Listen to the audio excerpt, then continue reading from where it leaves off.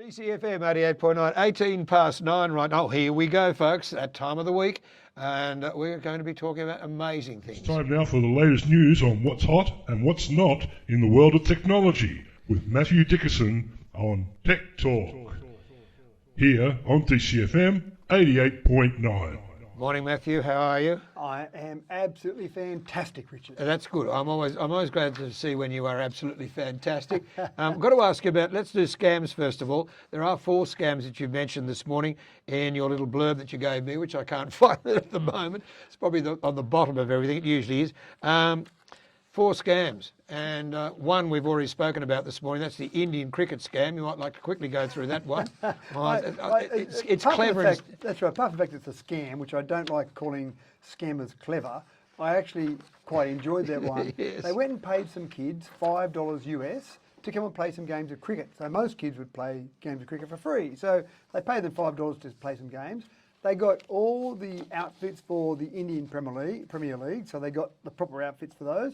They set up basically a paddock out in the farm, but made it look like a proper Indian Premier League ground. They got fake umpires in.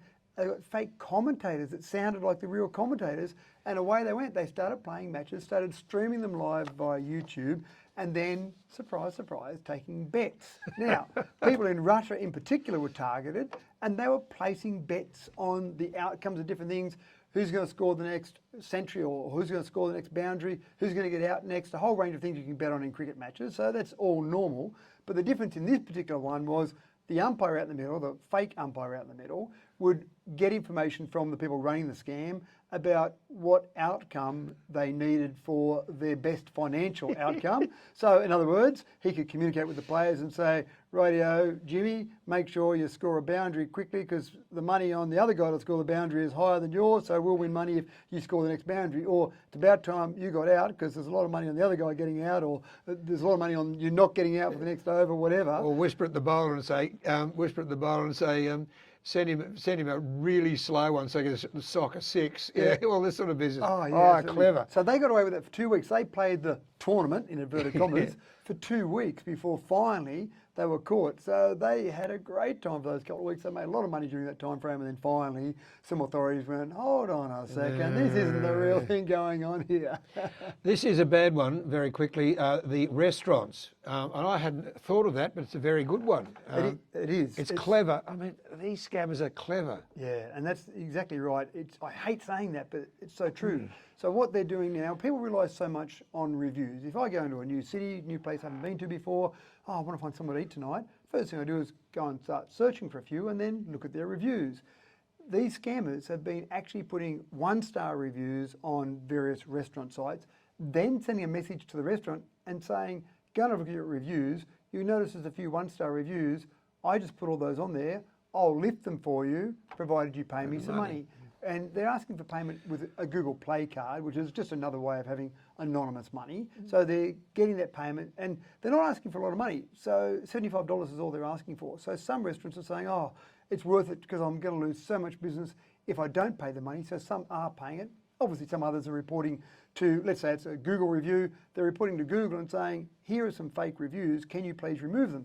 Now, if Google looks at them and they're obvious that they're fake, they will remove them.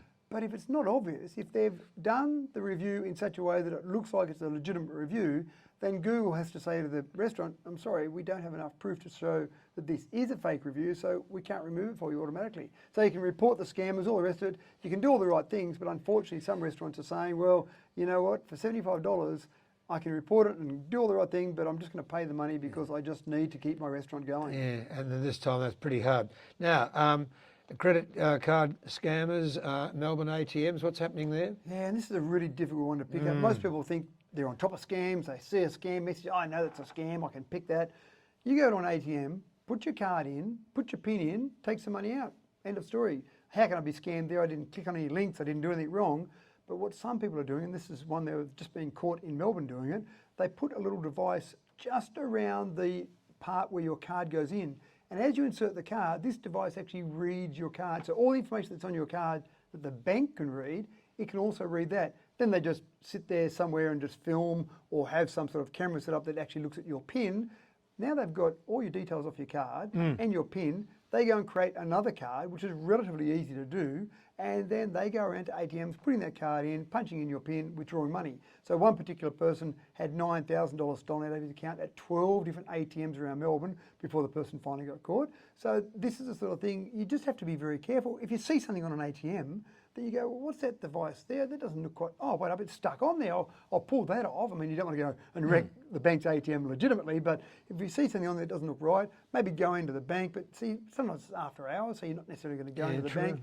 But even looking around to see if there's someone hanging around or see if it looks like a camera somewhere nearby, but they could be 100 metres away and have a camera focused on there, zoomed in. So it's pretty hard to pick up. So you just have to be alert of these things, Richard. It's so frustrating. It is frustrating. And finally, obviously we've got telcos are now going to protect us from text message scams. I get a lot of those. I block them. Yeah. But it's really getting beyond a joke, isn't it? It is, and when you block each one, what the scammers do is they send it from a different number. So That's they're right. very good at spoofing numbers and making it look like it comes from another number.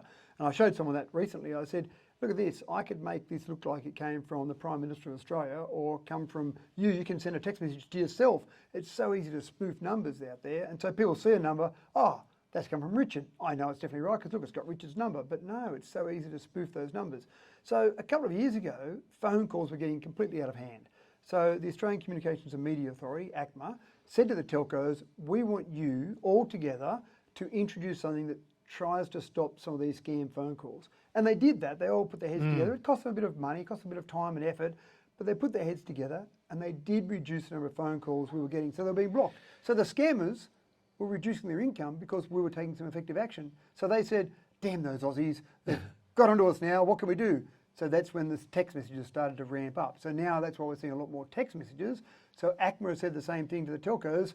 Great work, you did it with phone calls. Now we need you to do the same thing with text messages. And just to give you an idea of how bad the problem is now, so far this year, the first 6 months of this year, the number of text messages or the dollars that have been stolen from people via scams using text messages has almost tripled this year compared to last year. And that's simply because the phone calls have been blocked, so they're using another method. So the only downside with something like this, it sounds great, it's quite difficult for the telcos to make sure they're blocking only scams, not blocking legitimate messages, and that's one of the things that can happen sometimes. Oh, Richard, I sent you a message the other day. Oh, I didn't get it.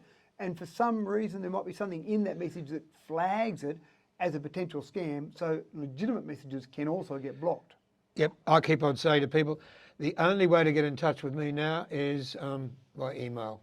Right. I do not look at text messages any longer, and it irritates quite a few people. But and I won't take messages either. It's just got beyond a joke. And since I've done that, my phone has settled right down. And the funny part is, Richard, there are so many ways to communicate. Ignore the good old-fashioned phone call for the moment. But even the phone call, I mean, you can make a phone call using the normal telephone network, or you can make it via Viber, or you can make it via Messenger. So there's a range of ways to make phone calls to someone. And then, in terms of messaging, you've got email, you've got text messages, but you've got Messenger, you've got all the different individual apps, direct messages with Twitter or Instagram. So at a rough guess, I'd say there's probably 10 different ways you can communicate with someone via text, and when I say text, I mean not text messages, but via a keyboard. The problem is that you've almost got to be checking all of those all the time to keep on top of those things to see where someone sends you a message. You leave one for a couple of days, someone says, mate, we just had a get-together yesterday, where were you? Didn't get the message. Oh, I sent it to you a couple of days ago. Oh, I didn't check that one. So there are so many to check now. We need someone to come up with an app that consolidates all your messages into one thing. Yep. The other thing I don't have anymore, I don't have Facebook either. Yeah, right. I gave Facebook away. Yep. And I've had a quiet life since I gave the best thing I ever did, giving Facebook away. And they didn't like me getting off it either. They hated it. Yeah, right. But I have a quiet life. I really enjoy not having Facebook. 9:28. One to go, Matt, because you've got to go. I can't believe this, that BMW are selling heated seats in their car. My car's got a heated seat. I don't have to pay for it. Well, I just press 3 buttons and I've got a warm bum by the time I arrive here.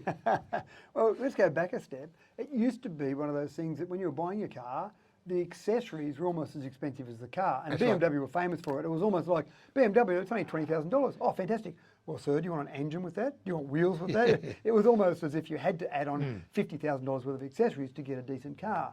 Now, what the manufacturers have found as they're trying to refine their manufacturing processes is, take heated seats, for example. the technology that's in the heated seat is worth not very much, $1 or so. So by the time you put seats in not heated, then seats in that are heated, and you have the different manufacturing processes for the two, the manufacturers have found it's actually easier and quicker and more cost effective to have the same technology in all of the cars out there, and then when someone wants that accessory turned on, they'll charge you $500 and you put a switch on the dash that suddenly gives you heated seats. Now they've gone a step further. They now say, well, our cars are being connected to the internet. Cars are part of the Internet of Things. You can access various features on your phone. Well, forget about having a switch on your dash that's physically installed when the car's being manufactured. We could just turn that seat heating on and off via an app. So if you want seats heated in a BMW going forward, you'll just pay a subscription fee, $18 a month for a heated seat. So you pay that maybe during winter, you just pay that for the 3 months. Now, if you want to go longer term, if you go, oh, look, I'm going to have it on for the year, you'll get a discount, $180 for the year. 3 years, $300 for that. If you want your dash cam to record footage, you'll pay a fee for that. So there's all these different little add-ons that you can turn on or off at your leisure, like a subscription model, just by your app. And I think, I know you don't want to hear this, but I think this is the future of many car manufacturers as they get that technology. So essentially you'll pay less for the car at the dealership, and then you'll pay those other little bits and pieces as you go. I figured that. Always different ways of making money. Exactly. And people are always looking for different ways of making money, and that seems to me to be one. Quite frankly, I think people will jack up. Well, they have already. They have said, well, I've bought the car. I've already got the hardware in the car to be able to heat my seats. Why am I paying extra for you just to turn that feature on when I've already bought it? So again, the only way I think a BMW will be able to demonstrate that this is a legitimate way forward is to show legitimately that the price of the car is cheaper when they buy it in the first place, and then you'll pay for those extra add-ons. So that's the only way, and at the moment, maybe they can't demonstrate that. Yeah. All right, Matt. Good to talk with you again. Thank you for Tech Talk. We'll see you next Wednesday, 29 to 10. Mathew Dickerson and Tech Talk here on DCFM 88.9. And this is Share right now, a bit of love and understanding.